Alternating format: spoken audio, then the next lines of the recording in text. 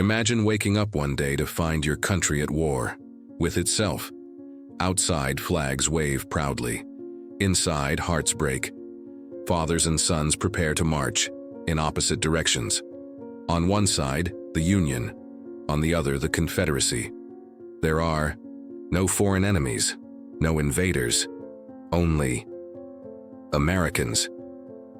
How did a newly formed republic, built on freedom and democracy, descend into its own internal hell? The American Civil War, or as many prefer to call it, the War of Secession, wasn't just a battle over land, cotton, or political power. It was a war over identity, over morality, over the future.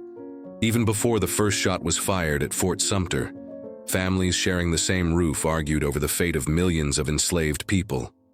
Some fought for freedom, others for preserving a way of life they deemed natural. It was the calm before the storm, and everyone knew the storm was coming. The nation was divided not just by lines on a map, but by deep convictions.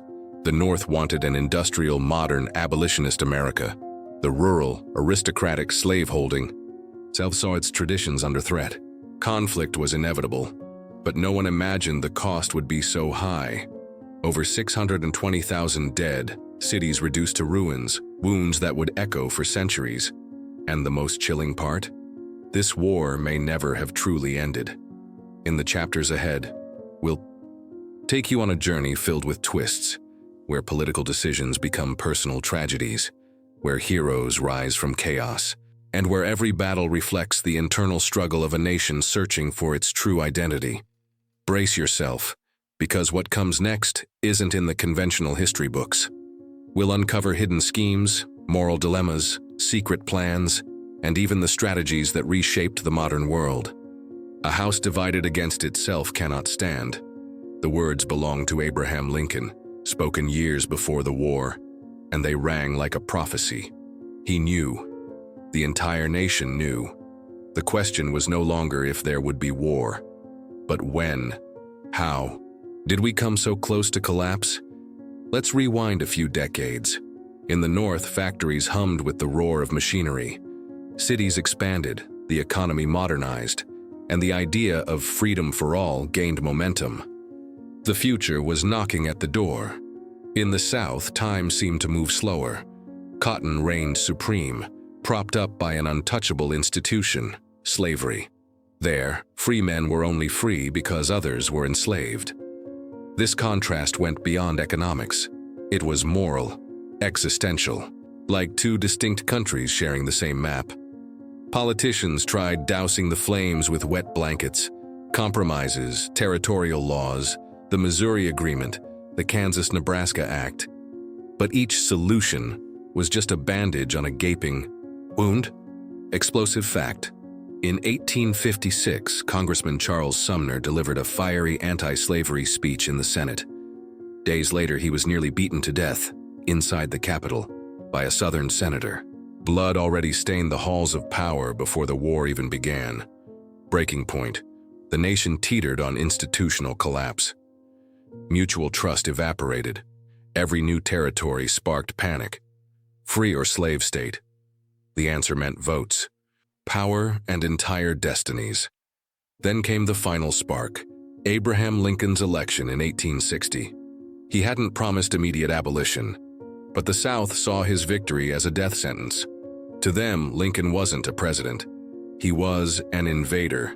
Then came the political earthquake. Within weeks, 7 southern states declared independence from the United States.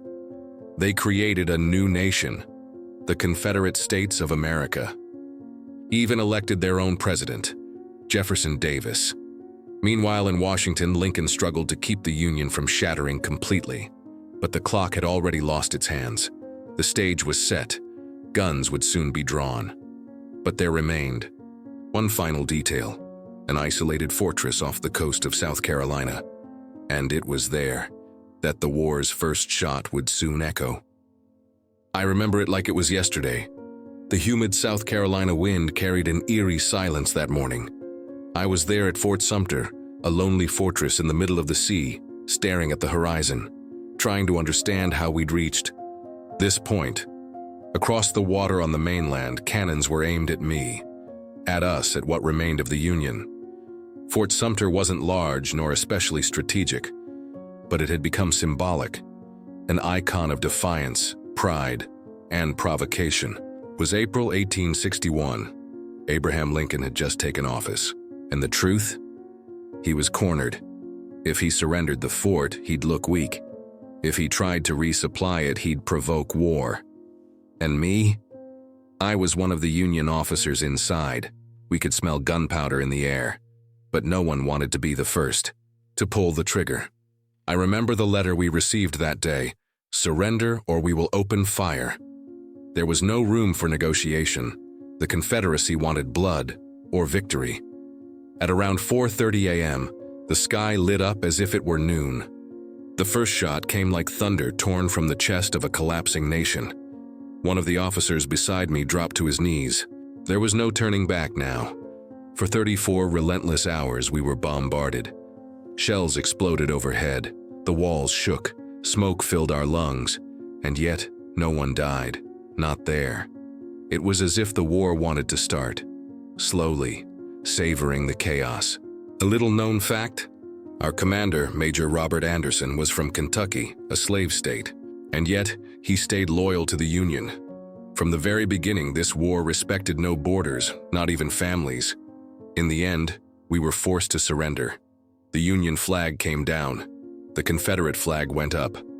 But in that moment, something shifted. News spread like wildfire. Northern cities erupted in fury. The people demanded action. Lincoln called for 75,000 volunteers. It was official. We were at war. I remember the sound of crowds in Washington streets, screaming for vengeance. I remember mothers weeping in harbors as their sons marched into the unknown. And I remember the sinking feeling that I was witnessing the end of one era and the birth of another, far darker one.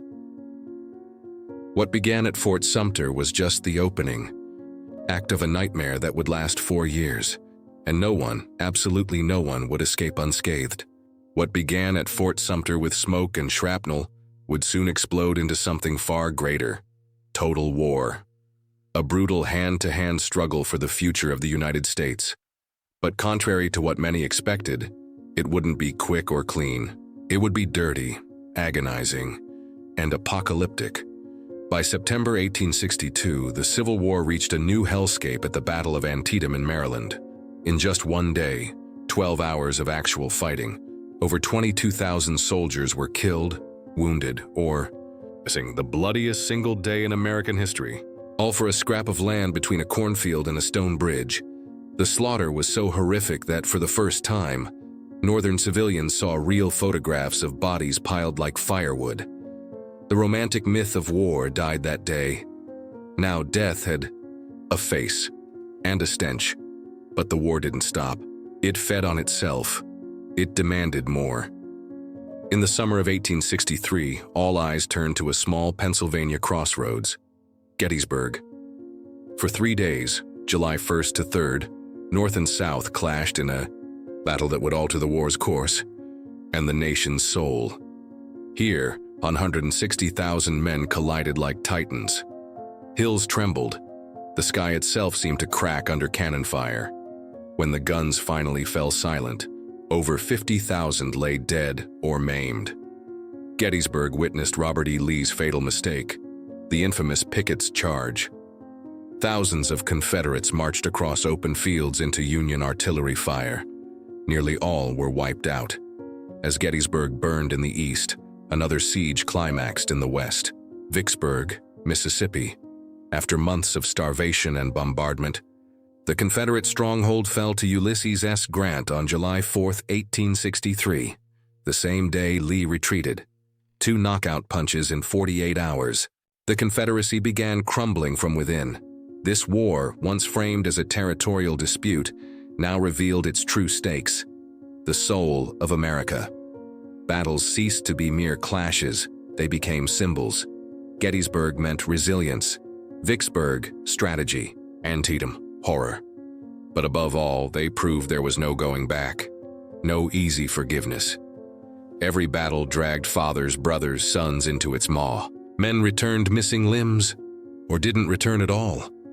Families shattered, towns erased, dreams buried in shallow graves. Yet amid the carnage, something unexpected stirred. The faint pulse of a new nation. One that might, just might, transcend sectionalism, slavery, and the past. Each battle forged this identity at gunpoint, paid for in thousands of lives. If wars are chess games, these were the grandmasters. But don't mistake them for cold, calculating generals and politicians. They carried ghosts of their own, and they knew. Every decision they made meant someone wouldn't come home. Abraham Lincoln, the president at war with himself. The first thing you must understand, Lincoln didn't want this war. He feared it. He knew the cost would be unbearable.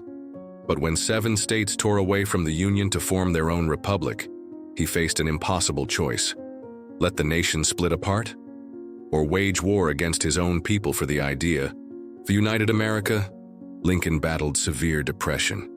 He wept silently in the White House, slept little, grieved a dead son while watching his country fracture. Yet he stood firm. When he signed the Emancipation Proclamation in 1863, freeing enslaved people in rebel states, the war's meaning changed. No longer just a fight over territory, it became a battle between freedom and oppression, and Lincoln became its symbol. Ulysses S. Grant, the Union's relentless General Grant, was different. He didn't crave glory. He was pragmatic, methodical, and devastating. Unlike timid Union generals before him, Grant never hesitated. He attacked, always, even amid catastrophic losses. In campaigns like Vicksburg and later Petersburg, he proved he could win, no matter the cost. His strategy was brutal but effective: crush the enemy until resistance collapsed. Little-known fact, Grant was an alcoholic, dishonorably discharged years before the war. But Lincoln trusted him, saying, "Bussy, I can't spare this man, he fights." Robert E. Lee, the South's divided gentleman. The Confederacy had its near-mythic figure, General Robert E. Lee, educated, devout, a tactical genius, respected even by his enemies. But he harbored a painful contradiction. He opposed secession. He opposed slavery. Yet he fought for the Confederacy. Lee believed his loyalty lay with Virginia above all else, even his own conscience. That choice still divides hearts today. Lincoln had offered him command of the entire Union Army before the war. Had he accepted, the conflict might never have begun. Lee masterminded victories like Fredericksburg and Chancellorsville, but also doomed the South with Pickett's charge at Gettysburg. He spent his final years wondering if that moment was the beginning of the end. These men, so different, held the war on their shoulders. Their decisions, inked in pen and sealed in blood, echoed far beyond battlefields. They still echo today, because history isn't just dates and maps. It's people, choices, consequences that refuse to fade. But what of those without command, those born in chains, waiting for a tomorrow that never came? At first, the Civil War was about union, about keeping the states together, preserving the nation. But what about freedom? That question haunted Abraham Lincoln from the first shot fired, and on January 1st, 1863, he answered. Pen in hand, eyes heavy with exhaustion, Lincoln signed the Emancipation Proclamation. The document declared, "All enslaved persons in rebel states are henceforth free." This wasn't symbolism. It was a political and moral earthquake. On one side, Lincoln risked losing support from slave-holding states still in the Union. On the other, he gave the war a new name, a new purpose: liberation. Little-known fact, Lincoln waited for a military victory before announcing it. He needed strength behind his words. That victory came at Antietam, a bloodbath that paved the way for freedom. Yet the proclamation didn't free everyone immediately. It only applied to states in rebellion, precisely where federal control was weakest. Even so, the message was clear, explosive, unshakable. The war was now about freedom, and then something extraordinary happened. The enslaved become. Soldiers of liberation, men born in chains, now wore the Union's blue uniforms. Nearly 200,000 black men, soldiers and sailors, joined the fight. Many had never known freedom. They fought for their lives and their children's futures. The most iconic symbol? The 54th Massachusetts Regiment, formed almost entirely of free black men and freed slaves. They charged into enemy fire at Fort Wagner, knowing capture meant not imprisonment, but re-enslavement or execution. Yet, they marched. They weren't just fighting the South. They were fighting centuries of dehumanization. Every step screamed, "We exist." Every drop of blood signed their names into history. The Confederacy's response, rage and terror to the South, the proclamation was an unforgivable provocation. Fear of slave revolt spread like a virus. Confederate troops escalated atrocities. Planters fled. Lynchings surged. Captured black soldiers were often executed on the spot. No mercy. The war had turned darker than ever. But something had shifted. Now, the world was watching. Nations like Britain and France, once tempted to support the Confederacy for cotton trade, refused to ally with slavery's defenders. The Union's cause gained global moral weight. Lincoln, the emancipator, the proclamation, transformed Lincoln from a president into a symbol of justice. No longer just the savior of the Union, now the great liberator. But freedom remained fragile, a promise. And in war, promises are only as strong as the blood spilled. For them, yet while ideals burned bright in speeches, the people bled. Have you ever tried to sleep with cannons exploding just meters away? Ever eaten roasted rats because supplies ran out? Ever scribbled a farewell letter, unsure if you'd live long enough to send it? This was daily life on the front lines. Soldiers. Heavy uniforms, heavier hearts. The image of the heroic soldier, clean uniform, steely gaze, is a romantic lie. Reality was far darker. More soldiers died from disease than battle: cholera, dysentery, typhoid. The real enemy was invisible and lived in their own camps. Tents reeked of dampness. Bodies crawled with lice. Food was a rare miracle. Many mixed flour with water and pretended it was bread. Sometimes the war would pause, briefly, for burials, or to exchange letters. In those moments, a shred of humanity escaped the hellscape. Men wrote to mothers, wives, children, often not knowing if they'd live to receive a reply. From an actual Union soldier's letter, "If I fall tomorrow, tell little Eli to fight for what's right, not what's easy. Let him be better than was." Nurses, the war's invisible heroines. As men fell, women rose. Nurses like Clara Barton, who'd later found the American Red Cross, worked in blood, screams, and amputations without anesthesia. No rest, no glory. Women who couldn't even vote were now saving lives, quietly revolutionizing war's role in society. Some were wives and mothers. Others disguised themselves as men to fight beside husbands. Yes, female soldiers existed. History just tried to erase them. Civilians, surviving the storm's eye, and those who never held a rifle, what remained for them? For civilians, war meant hunger, scarcity, constant fear. In the South, with blockaded ports and abandoned fields, food vanished. Cities rationed crumbs. In Richmond, women mobbed bakeries screaming, "Bread or blood." The North, though better supplied, bled too. Workers striked, children labored. Families received telegrams with one brutal line: "Your son fell in battle." Yet the nation staggered on, through stubbornness, desperation, or hope. War brought out the worst and best of humanity. Men sharing last cigarettes with strangers. Women forming secret networks to hide the wounded. Children learning to read from newspaper blankets. Here, courage wasn't just in rifles, but in survival itself. But all wars end, and for the South, the end would come with pain, dignity, and defeat. Everything ends, but not every ending is clean. By 1865, the Confederacy was no longer a force, just a shadow. Cities in flames, starving troops, an army unraveling. Union General William Tecumseh Sherman carved a path of destruction through the South with his scorched earth strategy. He didn't just want to win the war, he wanted to break its spirit. Burned plantations, shattered railroads, freed thousands of the enslaved. His march from Atlanta to Savannah, the march to the sea, was a surgical, merciless strike at the Confederacy's heart. Meanwhile, Ulysses S. Grant closed in on Robert E. Lee's dwindling army. Lee clung to hope for a last miracle, but his men were barefoot, starving, surrounded. The end had come. Everyone knew it, but no one dared say it aloud. The surrender at Appomattox, April 9, 1865. A quiet farmhouse in Appomattox Courthouse, Virginia. Outside, a heavy silence. Inside, two men, Grant, in mud-spattered boots and a wrinkled uniform, Lee, gloves. Pristine, posture rigid, eyes bloodshot. They stared at each other for minutes. There was no humiliation. Grant offered unexpected mercy.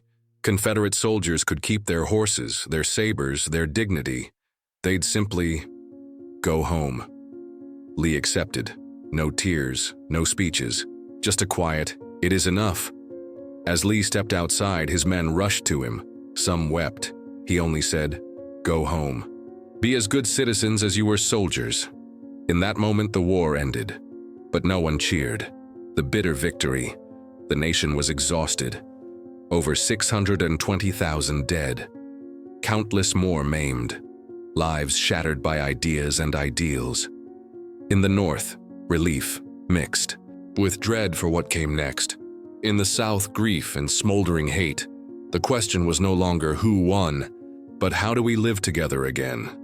5 days later, a new wound. April 14th, 1865. Ford's Theater, Washington, D.C. Abraham Lincoln, the war's weary architect, sat watching a play. A Confederate sympathizer, John Wilkes Booth, slipped into his box and shot him in the head. Lincoln died by morning. The man who steered the nation through its darkest hour would never see the peace he bought. Victory came with the smell of gunpowder. The silence that followed was deafening. But what did the war leave behind? What remained when the cannons fell silent and the graves were filled? The war ended, but its ghosts remained. The last shot was fired in 1865. Yet today, in town squares, classrooms, voting booths, and city streets across America, the cracks of that war never fully healed. Reconstruction or reinvention. After surrender came the so-called era of Reconstruction, but there was no blueprint to rebuild a nation that had torn itself apart. The South fell under military occupation. Formerly enslaved men gained the right to vote. Some even won public office. For a fleeting moment, America inched toward true democracy, but the hope was short-lived.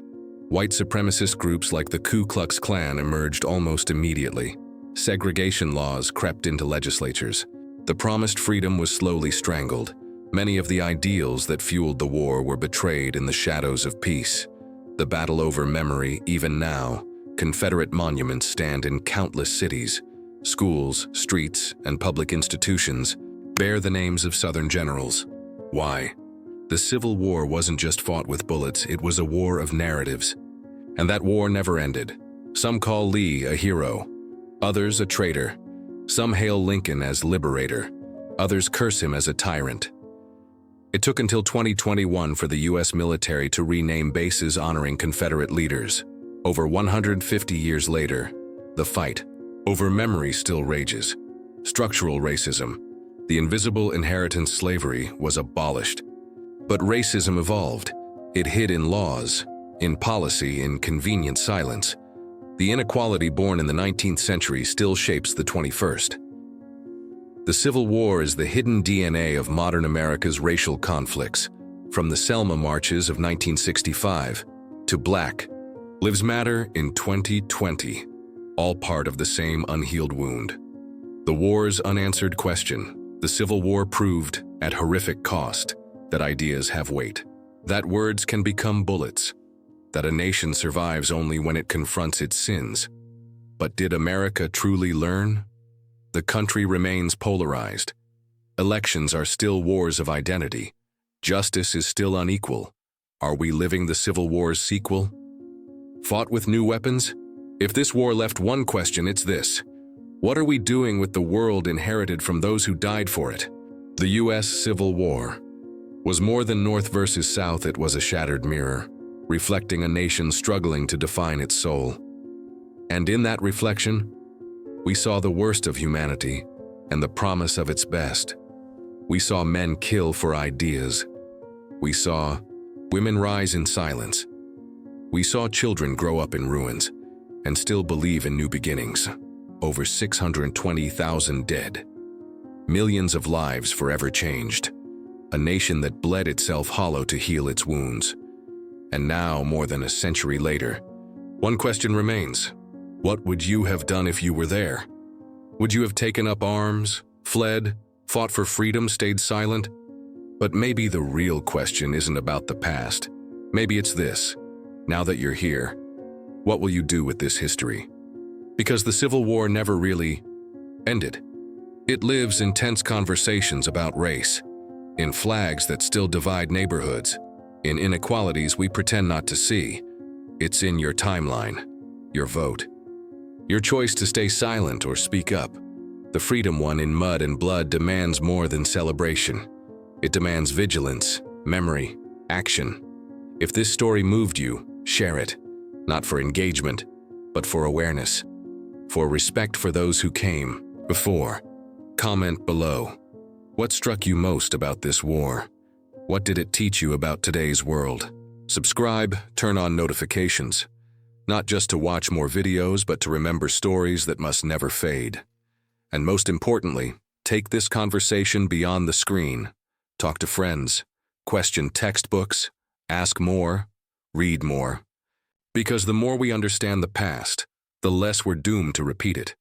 This isn't just a series about the Civil War. It's a call to arms. Because the real battle is against forgetting.